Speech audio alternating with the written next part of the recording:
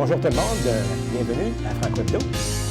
Aujourd'hui, nous avons le plaisir d'accueillir deux professeurs, Huguette Bourdeau et Pierre-Alexandre Nadeau, qui sont professeurs titulaires à l'École secondaire catholique La Citadelle.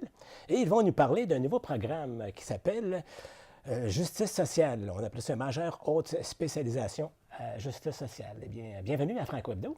Merci. Merci. Une majeure haute spécialisation, c'est quoi?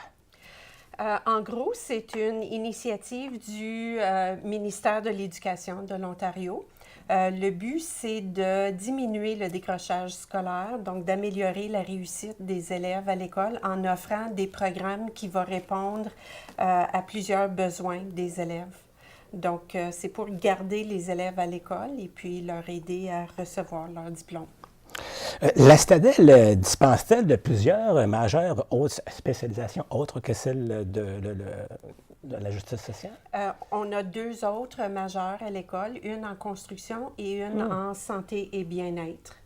Justice sociale, c'est notre troisième. Excellent, c'est un bon cheminement. Quelle innovation apporte le programme en justice sociale?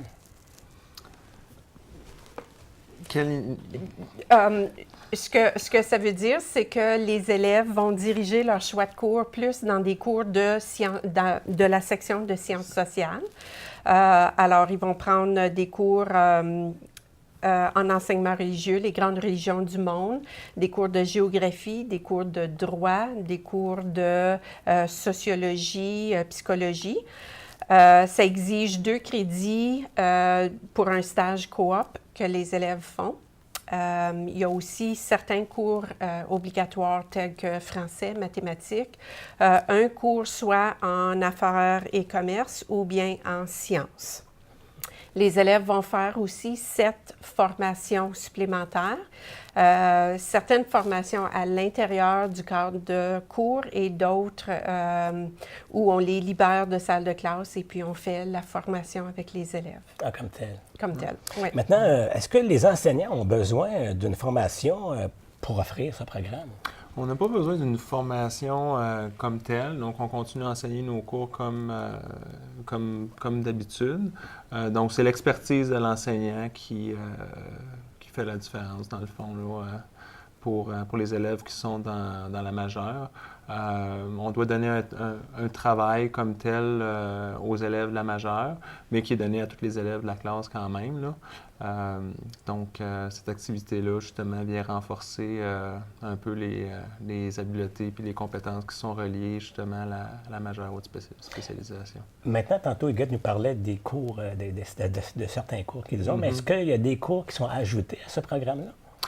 Ben oui, donc là, ce qui est nouveau cette année, comme Huguette l'a dit tantôt, donc il a fallu rajouter des cours qui doivent être suivis par les élèves, là, comme le cours de géographie en 12e année, les cours de religion du monde, un nouveau cours d'économie aussi.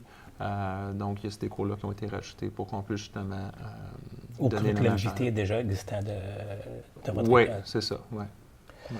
Pourriez-vous nous décrire les étapes d'élaboration menant au lancement d'une majeure haute spécialisation, Huguette?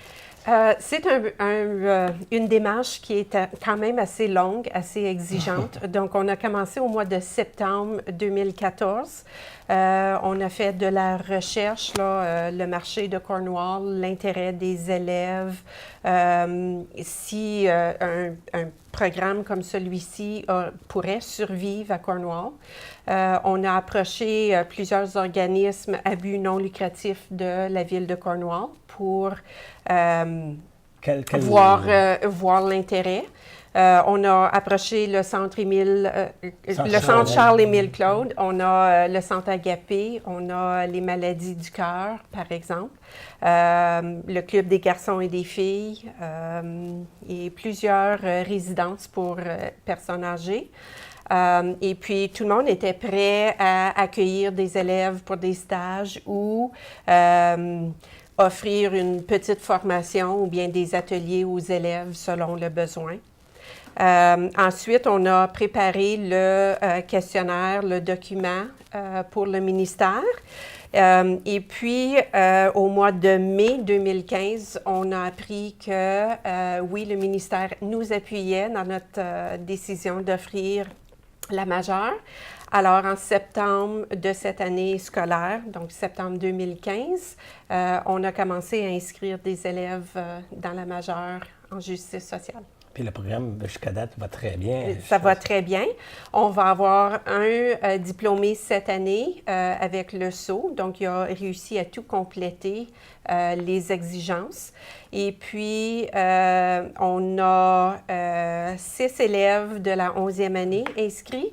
Et puis, on a déjà, je crois, 4 ou 5 élèves qui ont démontré l'intérêt, qui sont en 10e année cette année, donc qui commenceraient l'année prochaine. Excellent. Donc, c'est bien parti. Oui.